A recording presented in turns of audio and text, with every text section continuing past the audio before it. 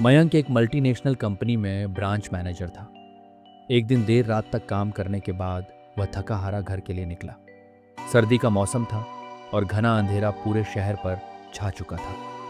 चलते हुए अचानक उसे एक आवाज सुनाई दी, रुक जाओ। मयंक चौंक गया। उसने पीछे मुड़कर देखा, लेकिन वहां कोई नहीं था। तभी फिर से वही आवाज आई, सामने देखो। मयंक ने घबराकर सामने देखा तो उसे जमीन पर कुछ चमकता हुआ नजर आया। उत्सुकता से वह उसकी ओर बढ़ा और पाया कि वह एक शानदार हीरा था। उसकी चमक ने मयंक की आंखों में लालच भर दिया। उसने झट से उसे उठा लिया। अचानक हीरे में से एक अजीब सी आवाज आई, अगर तुम्हें और हीरे चाहिए तो इस जमीन को खोदो, यहाँ अनगिनत हीरे छिपे हैं।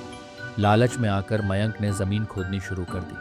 कुछ ही मिनटों में उसने लगभग 2 फीट गहरा गड्ढा बना दिया, लेकिन तभी वह डर के मारे चिल्ला उठा और पीछे गिर पड़ा। गड्ढे में हीरे मोती नहीं, बल्कि एक इंसान का कटा हुआ सिर पड़ा था। अचानक वह सिर हवा में उठ गया और डरावनी आवाज में बोला, डरो मत, मैं तुम्हें कोई नुकसान नहीं पहुंचाऊंगा, बल्कि तुम्हें और हीरे दूंगा, लेकिन तुम्हें मेरी बात माननी होगी। मेरे पीछे आओ। सिर हवा में तैरता हुआ जंगल की ओर बढ़ा। मयंक अनजाने डर और लालच में बंधा उसके पीछे पीछे चलने लगा। लगभग 1 किलोमीटर चलने के बाद वह सिर एक जगह रुक गया और बोला, यहाँ बहुत सारे हीरे छिपे हैं, बस इस जमीन को खोदना शुरू करो। मयंक ने उत्सुकता से खोदाई शुरू कर दी, लेकिन हीरे मोती की जगह उसे गड्ढे में एक धड़ मिला, उसी कटे हुए सिर का धड़। सिर ने भयानक स्वर में कहा, अब तुम्हें बस एक आखिरी काम करना है, फिर मैं तुम्हें अमीर बना दूंगा। तुम्हें एक लोटा खून लाना होगा। मयंक का चेहरा सफेद पड़ गया। उसने कांपते हुए पूछा, एक लोटा खून, लेकिन मैं कहां से लाऊंगा? सिर मुस्कुराया और बोला, मेरे साथ आओ। डरते डरते मयंक उसके पीछे चल पड़ा। थोड़ी ही दूर जाने पर उन्हें सड़क पर एक अकेला आदमी नजर आया।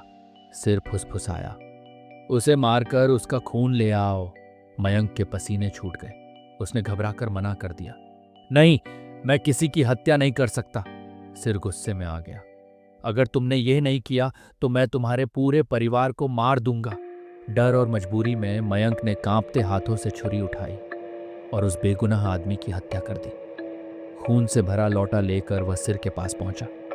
सिर ने खुशी से कहा, अब यह खून मेरे शरीर पर डाल दो। मयंक ने वैसा ही किया। खून गिरते ही सिर अपने धड़ से जुड़ गया और फिर भयानक अट्टहास के साथ वह भूत जाग उठा। उसकी आंखों में आग थी और वह डरावनी आवाज में बोला, तुमने बहुत बड़ी गलती कर दी, अब मैं इस पूरे शहर को तबाह कर दूंगा। मयंक को जैसे लकवा मार गया।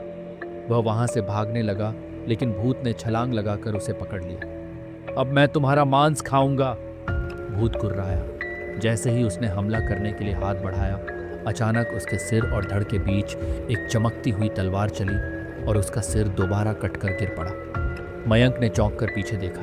वहां एक तांत्रिक बाबा खड़े थे। बाबा ने गंभीर स्वर में कहा, जब मैंने तुम्हें खून लेकर जाते हुए देखा तभी समझ गया था कि कुछ अनर्थ होने वाला है, इसलिए मैं तुम्हारे पीछे पीछे यहाँ तक आया और मंत्र शक्ति से इस भूत को मार गिराया। मयंक की आंखों में आंसू आ गए। वह हाथ जोड़कर बाबा को धन्यवाद कहने लगा।